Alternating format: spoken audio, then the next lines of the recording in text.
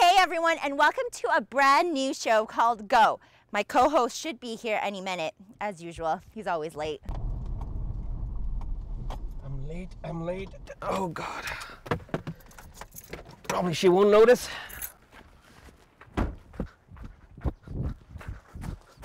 And I'm here. Finally, what took you so long? I took the old horse carriage down from Quesnel to Macleish Lake. No, I'm actually kidding. There's so much going on in Quesnel, Christina. I couldn't even begin to tell you. I know, I've been trying to reach you every day, but you're never in the office. Tell me, what's been going on up there? You seem so busy. Well, this week I've been really busy with this group called the Secret Placers group. They're actually called the Quesnel Family Group. Yeah. And they have the Secret Placer guy who goes and puts presents and gifts for children all over Quesnel. And you know what? I don't want to spoil the story. Let's go actually check this out. Meet Bob Holowenko and Dan Foreman. By the looks of it, they've got as much in common as broccoli and marmalade. But I've learned that judging a book by its cover isn't the best way to go. By the way, broccoli and marmalade is still a terrible idea. Anyway, I stalked Bob and Diane on Facebook and found out that they had a lot more in common than you'd think. They're both administrators and key people for this unique Facebook project called Quesnel Family. Quesnel Family was created as a way to create a more positive Facebook experience for people in the community. There was a lot of negativity on certain other Facebook sites. We wanted to create a good positive, not have all that negative that you have on Facebook sometimes. There are quests, there are quizzes, there are trivia events that are designed with Quesnel in mind, so asking Quesnel-based trivia questions to not only help people learn more about the community, but to bring people out and to allow them to take part in some very entertaining events. Well, I have children, so I thought it would be fun just to get out with them, have the adventure, look around Quesnel, learn more about it. Oh gee, we're gonna... All right, so how does this work? In the case of a simple treasure hunt, first the anonymous donation comes in. The donation is then logged and the document is top secret. Top secret. Once the secret placer determines that there are enough donations for a treasure hunt, the treasure hunt is announced. Then the rules are posted. The rules are the only way that this goes like clockwork. A photo hint of the treasure is then posted on the group. The kids take a selfie and off they go for a hunt. They then find the gift and take another selfie. And the selfie is an important part. Without it, the next treasure can't be announced.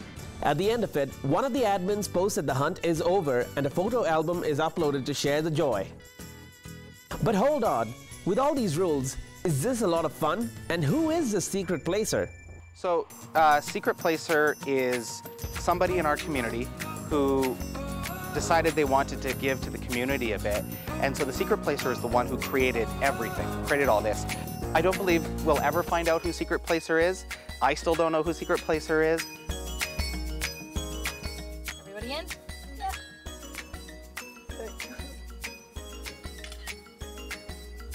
There it is. Jamie just posted it. Let's go. Okay. Buckle up. So as far as what the treasures are donated by people in the community. It could have been anybody in the community who would have gone out, purchased a gift certificate, a toy, anything, and that gets put out by Secret Placer, and Secret Placer kind of chooses where these things go.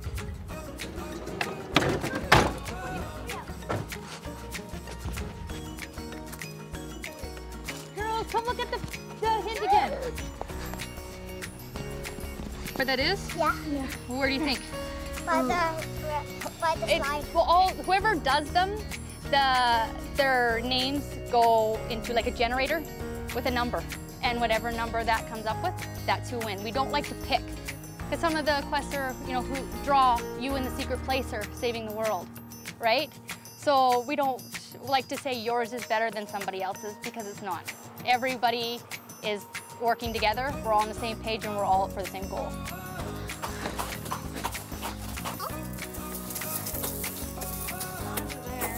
think I see it.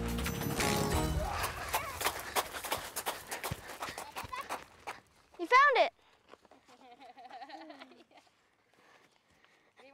We got some Lego, and we got some gift cards. or boosted youth in Granville's? I like going out and just finding things, and sometimes it's challenging, but it's really fun. Just like trying to find it. Yeah, it's fun going with other kids because they can also help you find the treasure, and then you can like all share together. The girls, they learn, you know, not all the time that they win, not all the time they get the treasure, and that's okay. You know, we still root people on. If they get to the treasure before we do and we see them pick it up, we open the door and the windows and we say congratulations. So what does this group hope to get out of Quesnel family?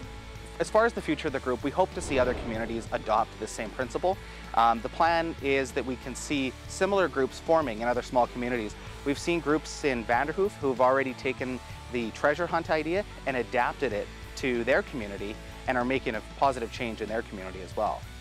In Quesnel, I'm Anand Chandy for Shaw TV. Wow, you really weren't kidding when you said you came in a horse and carriage. I don't think we have time to get it around, Christina. Like, the secret placer told me that my gift would be here in McLeod's Lake. Okay. I can't find it anywhere. Okay. Well, while we are busy looking for that secret gift, did you know that June is ALS Awareness Month? I caught up with Eileen and Heather, the organizers for the Walk for ALS in Williams Lake, and found out where they got the inspiration 4 years ago to make this all happen in our community. Take a look. Do you think this is it? I don't think so.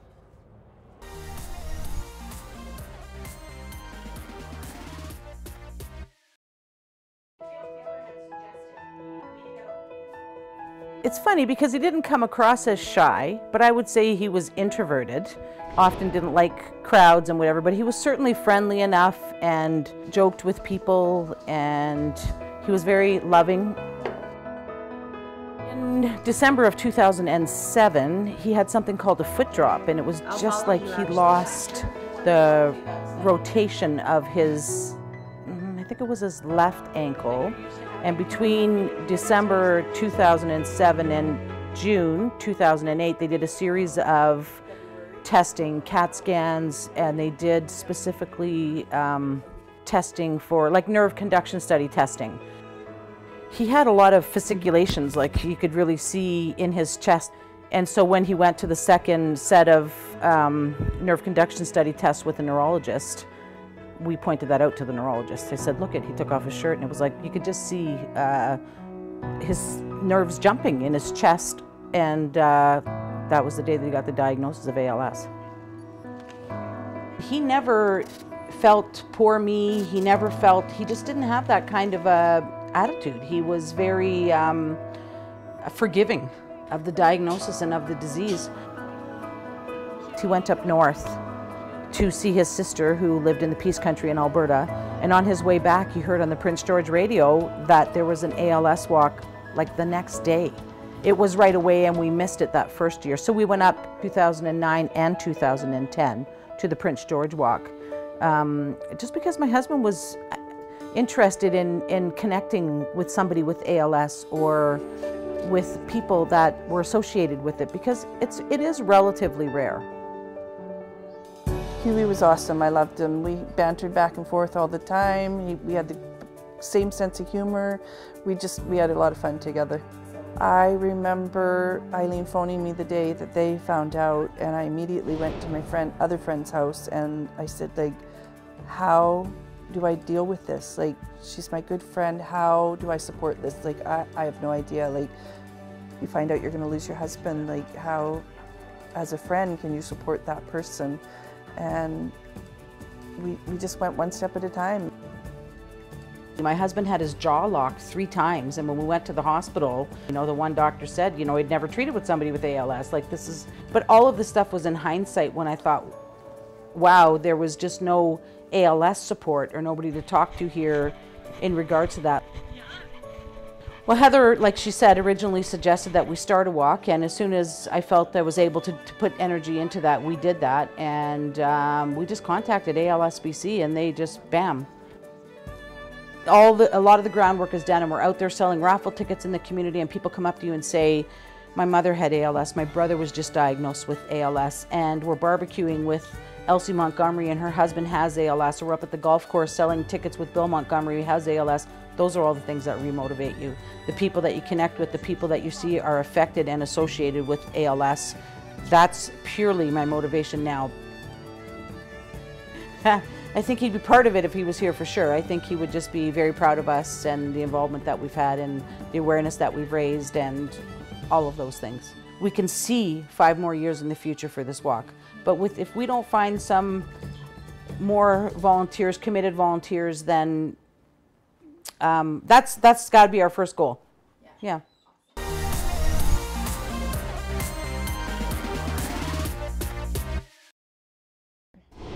Well, according to the Williams Lake Tribune, it said that Eileen and Heather raised $22,000 in this year's walk for ALS. That's incredible.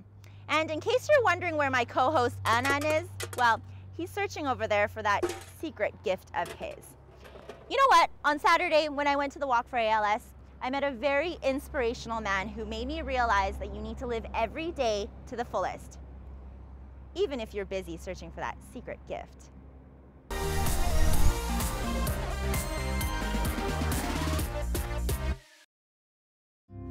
A loving husband, father of 2, and now a grandpa of 4. Who could ask for more? But almost 6 years ago, a twitch in William Montgomery's arm brought things to a screeching halt. 2009, it was in September that I was diagnosed with ALS. Now what? You know, what is this? So we were in Kamloops at the time, and coming home from our September golfing week.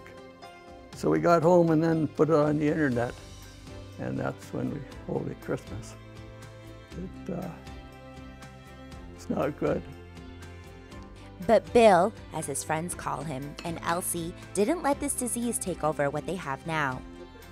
The trip home was kind of long and quiet, but then we realized, okay, we're all going to be dealt something we're not going to go out of this world without something, right? So we accepted it, and now we got to move forward. Once we accepted it, each day just seemed to be easier. It's like, holy wow, why type thing too, you know, but I don't like to say why, you know, it's just life happens, and you have to go with it and do the best you can. And he sure does. The retired volunteer firefighter keeps positive and looks forward to the days ahead. Oh, the first thing is look for that cup of coffee. Have coffee in the morning and catch up on reading the paper maybe, or watching the news. And then I check out the emails, and I'm starting to read more books. I got into a lot of the Cariboo Chilcotin books that are really interesting to read, so catching up with some of the local history. And I know a lot of the people that they mention in the book, so it makes it quite interesting. While William learns more about the history of the Cariboo, he can't help but appreciate the community today, many who were at the 4th annual Williams Lake Walk for ALS. You kind of hate to say this is for me, but it was basically for me and everybody that has ALS. When Heather or Eileen was talking there about her husband and the walk, you got involved in doing the walk, and then she says, today's walk is for Bill. That was pretty neat. And on top of all that, William and Elsie say they can't imagine going through all that they have without the support of their 2 children. We are certainly a team family. Yeah, we truly, truly are. And they're always looking and listening and want us to try different things for Dad. And yeah, so it just, we're not alone. We just are not alone in this battle. And they sure are not. Today, the couple are thankful for what they have. Well, first of all, I don't like the word lucky. I feel I'm very fortunate, is my word for being lucky. Yes, family support, it really boosts you up, and like, you want to, tomorrow we're going to do this. Like, it doesn't bother me one bit that I have to make his breakfast and give his shampoo and put his coffee in the microwave or wash his back. it's just in a day. It doesn't bother me. I'm just thankful I can do it, you know, and we can have them here. But we just renewed our passports, and that's good for 5 years, so who knows? Hopefully we'll have to renew it after 5 years. While the pair fight this battle together, they continue adjusting to the new normal, hoping for a solution to come tomorrow. Sooner than later, they'll come up with something that will just halt it in its step, whatever stage people are in with it, and until they find a cure, you know, it would just be marvelous.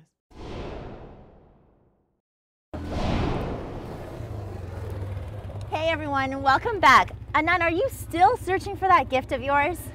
I think I should give up. I don't think I'm going to find any treasure here today. No, I don't think so either. But hey, looking at this horse and carriage, it'd be perfect for Billy Barker Days. Isn't that coming up? That is. This one's a little rusty though, and they have a couple of new things coming up this year. They've actually got a new location for their fireworks. They're going to be setting them off from the west side of town instead of the Quesnel side of town.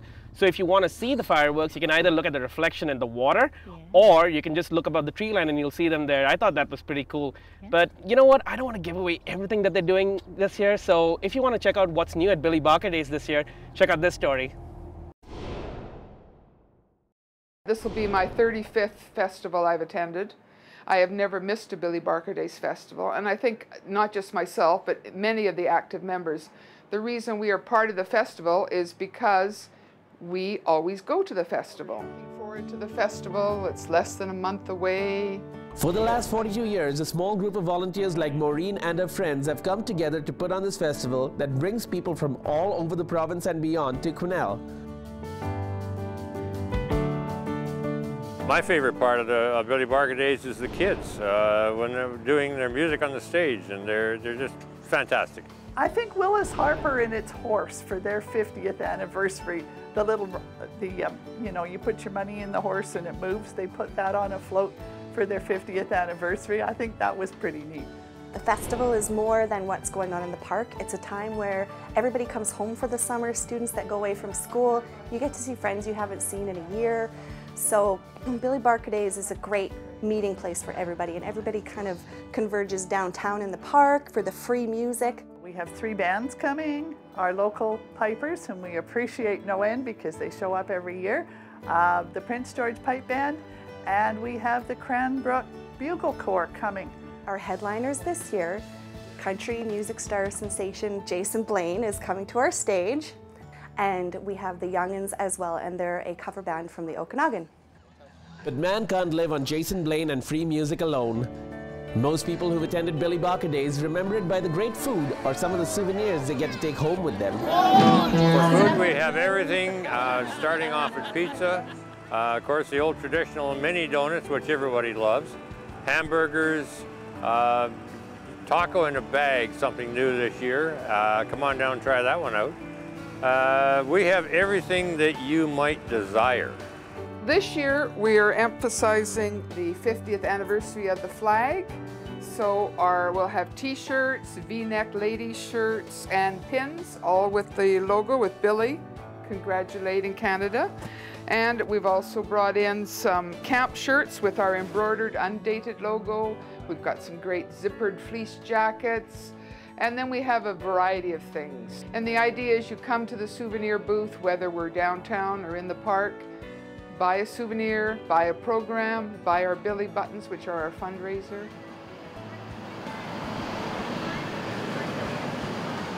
The parade that kicks the weekend off has gotten bigger and better every year as well. Organized by Lynn Wright and her volunteers, the parade now averages around 90 entries every year. He has his bride with him this morning. The day before the parade, we go out and actually put paint marks on the ground and number them so that people are escorted to their proper place in the lineup.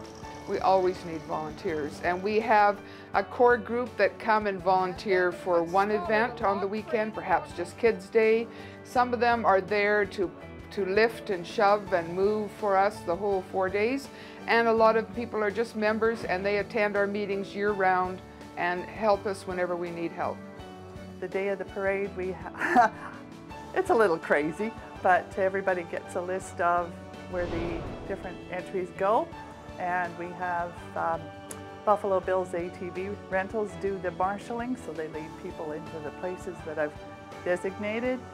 And at the end of the parade, we all go, oh, done for another year. All entries to be a part of the parade must come in by Tuesday of Billy Barker Days week by 5 p.m. In Quesnel, I'm Anand Chandy for Shaw TV. Well, that was awesome, but guess what, Christina? What? This year, for the very first time, Billy Barker Days is going to host a lip sync battle, and I'm pretty good at lip syncing. I'm pretty sure I can give you a run for your money. Well, we'll see about that in a couple of weeks. We sure will. Well, that just about wraps up our first joint show together. Thank you everyone for watching, and of course next week we'll have a very special Stampede episode ready for you guys. Christina, you know, I kind of think I found that gift as well. Oh, what is it? We don't have to host these shows alone anymore. Yes! See you next week.